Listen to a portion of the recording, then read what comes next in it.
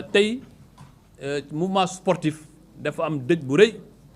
muy Séga Sakho ancien international qui a fait les beaux temps de l'équipe nationale de la Jeanne d'Arc et du Jaraaf nous a génn àddina tey ñu koy ñaanal yàlla xaare ko àjjana. C'est tout le monde du sport qui endeuillé ñuy associé wu à sa famille ak le monde sport yëpp di naqaru li am naqaru li itam li accident bi am ci région de Diourbel benn bus tàkk fa ba 16 personnes gaañu fa naqarlu itam ñi nga xam ne dañoo de plus de 200 personnes ñaari téeméeri nit yu ci géej gi ci nga xam ne dañoo bëgg a génn gi réew mi ñu doon wax ni buñ àggee ci réew mi dara dootul amati Sénégal ngi continuer di dëkkuwante ak ay jéey yu mel noonu ñuy massawu famille yooyu ñuy massawu Sénégal ci yooyu am tey man maa décidé ñëw tey def point de presse te maa ko décidé suma bopp su ma doon déglu rek ñu bëri ci parti bi su may xarit ak su may kilifa yu nekk ci biir parti bi point de presse bi du ma ko def parce que nee nañu ma naa xaar ba ñu xam li ci biir lan la may nag Sénégal léegi information ak communication dafa am importance munoo bàyyi ay nit ñuy wax lu leen neex teg ko sa der teg ko deru régime bi te nga ne pat noppi Sénégal xamuñ ku waxul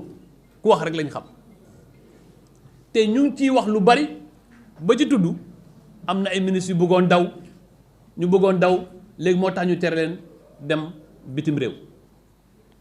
man ñëpp xam nañ ni ku bëggoon daw man ci sama passeport ordinaire bi nga xam ne maa ngi ko def le 24 avril dem naa fi Thaïlande dem naa fi Maroc dem naa fi Gambie dem naa fi Abidjan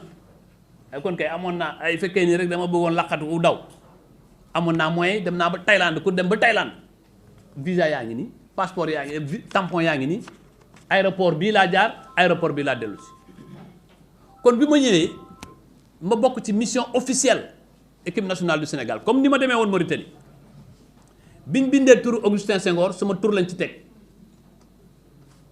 ñoom ministère des sports jot nañu liste bi avion bi ñu waroon dugg avion wu état Sénégal la moo ko affrété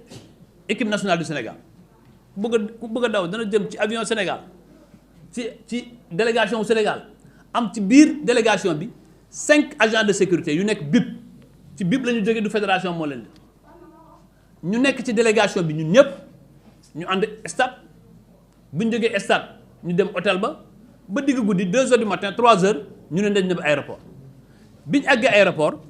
man ñi intendant ñu yore bagage yi wan ma ni jox nañ ma sama passeport jox nañ ma sama carte d'embarquement ma ñëw ba ci police ñu jël sumay empreinte bàyyi ma dem merci bon voyage bi ma demee bay traversé ci la ma benn policier ñëw discrètement nag ak correction nag wax dëgg yàlla ne ma monsieur le ministre dañoo am na lu ñuy contrôler ci sa passeport ma jox ko 10 minutes après mu benn lieutenant ñëw lieutenant bi waaw monsieur le ministre dama bëggoon laaj est-ce que am nga yor nga sa passeport diplomatique ma ne ko yoruma ko man depuis bi ñu wàccee ci nguur gi laa denc suma passeport diplomatique amatul njëriñ mais c'est un document personnel je le rappelle c'est un document personnel il y a aucune obligation de restitution du passeport man leen mais ku defar passeport ordinaire di ci voyager kon loo may laajee suma passeport diplomatique mu ne waa loolu sax du loo am important mais dama la bëgg a yëgal ni dafa am opposition pour nga génn réew mi ah man ne waa léegi waa d'accord comme que état de droit la ñu nekk mën ngeen ko wax mais ci fan ngeen ko sukkandiku te yow instruction bi may wax dañ ko war a jox kayit soo ma joxee kayit ma xool ko mu ne ma non instruction la ma ne ko waaw mais instruction dafa am kayit nag même bu ñu lay jox instruction dañ leen a diw ak diw buñ génn réew mi te nag ma ne ko moo leen naa man ci sama bopp du rapport OFNAC du rapport Cour des comptes du rapport IGF du rapport inspection générale d'État bi ñu ma ko jox passation de service bi ma def nañu lépp signé lépp te ba tey inspection générale d'État defuma observation ci li nga xam ne def nañu ko ci passation observation yi ma envoyé tontu naa ci des observations de forme kon man ba tey gisuma fu ñu ma convoqué fu ñu ma oowee fu ñu ma wanee kayit mu ne ma monsieur le ministre daal noonu la demee après ne ma maa ngi ñëw boobu laa ko gëj a gis ma ne nag man am naa responsabilité am naa poids ci fédération sénégalaise de football ci joueurs yu bëri ci sama kanam la ñu commencé màgg depuis 17 ans ànd ak man ba tey su ma leen yëgalee loolu ci balaa ñu yéeg ci avion bi dana indi coow dana indi jeexe jaaxa te man le Sénégal est au-dessus de tout Senghor bi mu ma jotee ak encadrement bi ñu bëgg a xam ban position la ñuy am may leen bu ñu am benn position dem leen ngeen voyage ci jàmm man bugguma man sama personne ma tax ñu perturber équipe nationale Senghor ne ma en tout cas xamal ni football bi ak sport bi sont solidaires avec toi man leen xam nga la ma bëgg mooy na Sénégal gagné te moo tax ma toog seetaan match ba mu jeex Sénégal gagné ma ci sant yàlla kontaan ci mais loolu moo am bi mu amee ma ne man su ma ci defee bruit à la veille du match mu am coow ma def ndànk mais bi ma gisee nag ñoom ñu ko def bi ñu gisee ni man utuma benn yoon di victimiser wu utuma benn yoon di laq-laqal ñu commencé di wane ay information di wax ni waaye Ablaye Sow da doon jéem a jaw jàpp nañ ko aéroport ce n'est pas vrai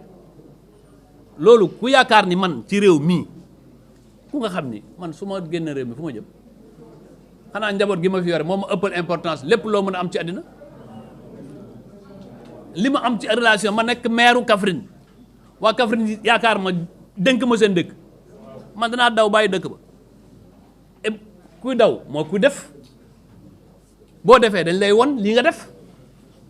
kon par conséquent loolu moo tax man ma jël suma responsabilité bopp ma ne damay aux journalistes yi toog ak ñoom wax leen sama version nii la demee lii laa ci am maintenant nag lu ko nit jàppee ñoom lu ñu jàpp mooy ci li ma dégg li ma gis mooy jëm a xooxatal jëm a bousculer jëm a ñuulal ay nit parce que ñu ngi jëm ci élection législative waaye man mii de tant que maa ngi desee bakkan tant que maa ngi am dund tant que jëluñ suma bakkan gii tant que suma dund bi bàyyi nañ ko fii danaa xeex te liñ fi bëgg a teg ci réew mi lu dul dëgg danaa ko xeex te kenn mënu ci dara loolu moo nekkoon sumay kaddu wax naa ko sànq vraiment am naa occasion yu bëri yu nga xam tukki naa fi ñëwaat à l'aéroport aw ma benn ku bëgg a laxatu mais du jaar ci équipe nationale du jaar doo yore benn walis bu nga xam ne ñaari yére ci nekk il faut quand même qu'on soit sérieux et qu'on respecte les gens mais moi on peut me manquer de respect on peut essayer de m'humilier on peut essayer de toucher ma dignité mais ils ne toucheront jamais mon honneur ils ne toucheront jamais mon engagement ils ne toucheront jamais mon engagement au service du pays s'il faut mourir je vais mourir mais je resterai debout et droit dans le combat que je mène au service du Sénégal c'est ça le plus important moo tax ma kontaan ci journaliste ñu ngi ñëwee en masse malgré actualité yi bëri assemblée ak feneen mais man dama jàppoon ni le fer il faut le taper quand il est chaud maintenant ce que je rappelle moi je reste un citoyen sénégalais un fonctionnaire sénégalais qui est à la disposition de son pays